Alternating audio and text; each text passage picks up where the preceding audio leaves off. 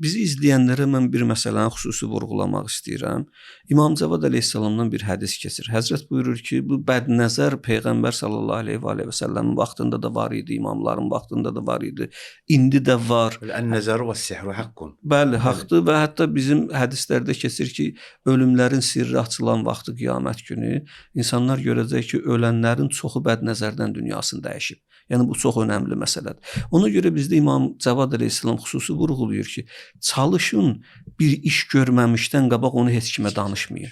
İşi danışsın, iş möhkəmliyini itirəcək. Çalışın işinizi sirri saxlamaqla, gizli saxlamaqla işinizi möhkəmləndirəsiniz. Hətta bizdə bu bədnəzər duası kimi məşhur olan və yekadulləzinə kəfəru la yuzliqunaka bi absarihim o ayədə də keçir. O bədnəzər duası deyil, o bizə bədnəzərin olmağının sirrini göstərir. Deyir, onlar istəyirdilər öz gözlərinin vasitəsilə peyğəmbəri titrətsinlər. Onlar istəyirdilər.